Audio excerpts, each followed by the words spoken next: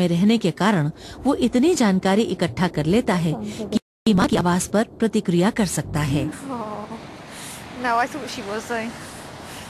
नवजात शिशुओं में रोने पर शोध कर रहे शोधकर्ताओं ने पाया कि इन बच्चों के अंदर अपनी माँ की आवाज और उसकी लय को पहचानने की क्षमता मौजूद थी।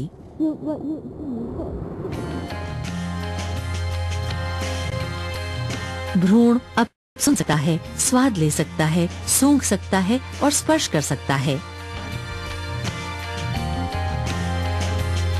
अब तक वो गर्भ में पलट चुका होगा और जन्म की तैयारी कर रहा होगा। माँ के लिए ये बदलाव दर्दनाक हो सकता है, क्योंकि ऐसे में बच्चा उसकी पसलियों में पैर मारता है।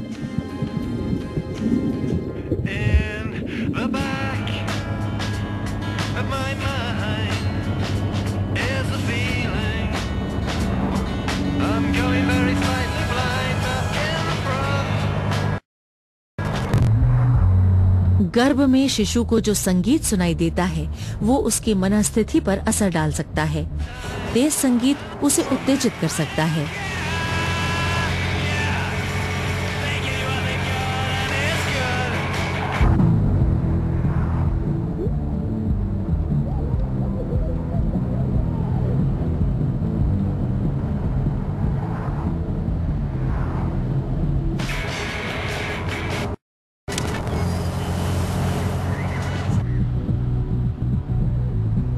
और प्राकृतिक ध्वनियों और लय के करीब संगीत और इंसानी आवाजें जैसे क्लासिकल या कोरल संगीत उसे शांत कर सकते हैं।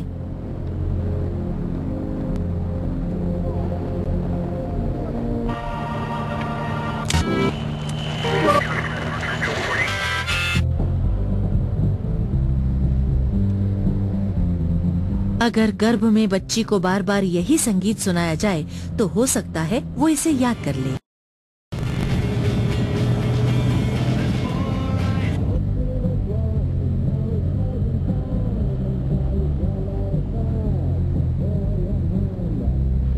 तैंतीसवें हफ्ते में भ्रूण किसी खास संगीत को पहचान सकता है और उस पर प्रतिक्रिया भी दे सकता है।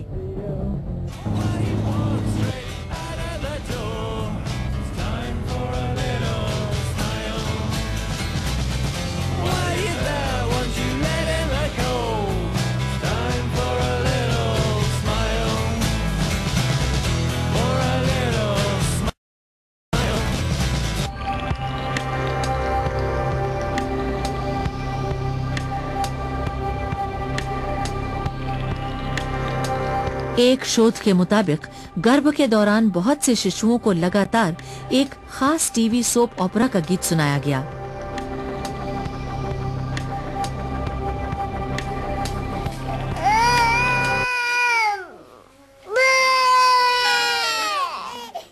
जन्म के बाद जब वही संगीत इन बच्चों को दोबारा सुनाया गया तो वो सतर्क हो गए, सहज हो गए और उन्होंने रोना बंद कर दिया।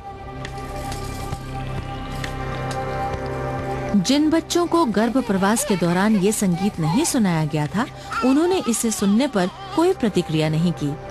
इस प्रयोग को कर रहे शोधकर्ताओं को जन्म से पहले ही बच्चों में दूरगामी याददाश्त का ये सबूत मिल गया।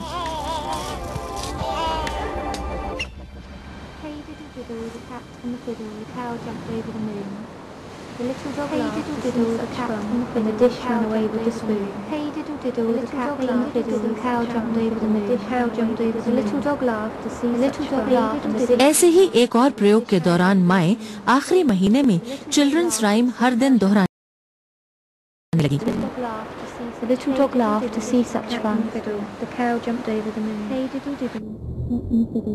प्रयोग के अंत में भ्रूण की हृदय गति में हर बार आई कमी बता रही थी कि भ्रूण ने जिन राइम्स को नहीं सुना था उनके मुकाबले सुनी गई इस राइम को पहचानने लगा था।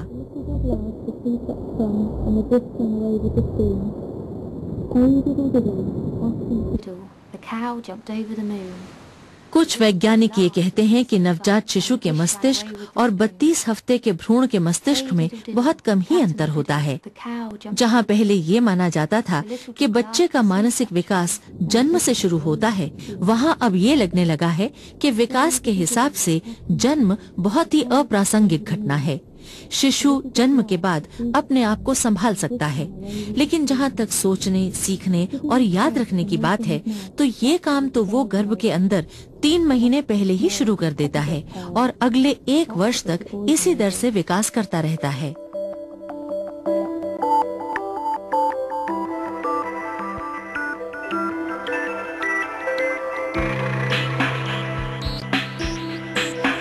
गर्भावस्था का आखिरी दौर माँ के लिए बड़ा चुनौती भरा होता है।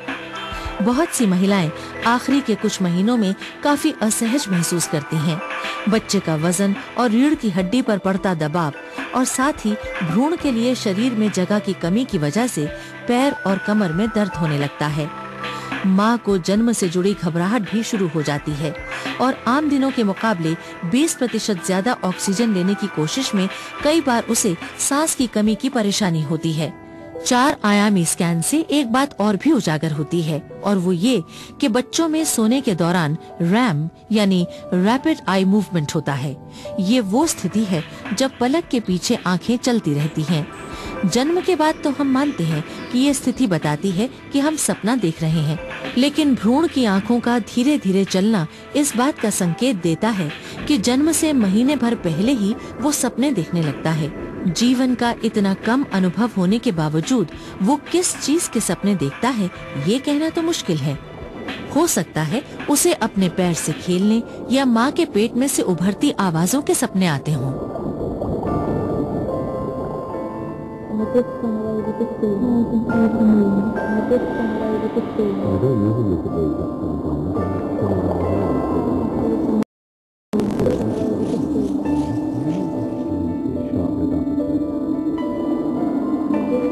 पर ऐसा कैसे हो सकता है? वयस्क जीवन में सपने ही हमें आसपास की परिस्थितियों की समझ पैदा करने में मदद देते हैं और उनसे जूझने के तरीके सिखाते हैं।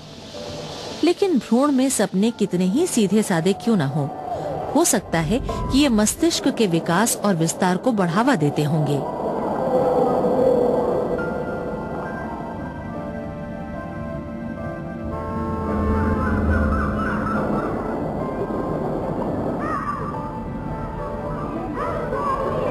भ्रूण या नवजात शिशु में नींद की कमी उसके मस्तिष्क के विकास पर गंभीर रूप से असर डाल सकती है।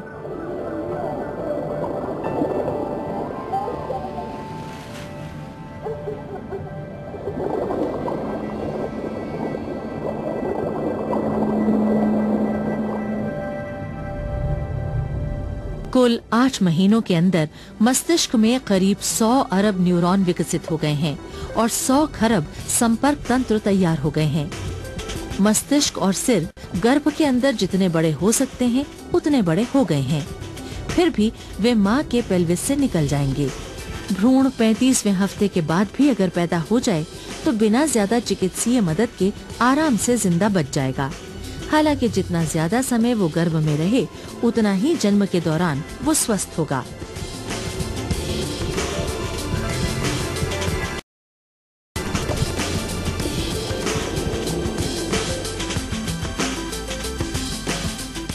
माँ की परेशानी अब लगातार बढ़ती जा रही है। एक कोशिका से शुरू हुई ये बच्ची आज काफी वजनदार हो गई है और माँ पर उसका काफी असर भी पड़ रहा है। ज्यादा वजन होने के कारण वो माँ की क्षमता से ज्यादा संसाधन उससे खींच रही है। अब पैदा होने का समय आ गया है।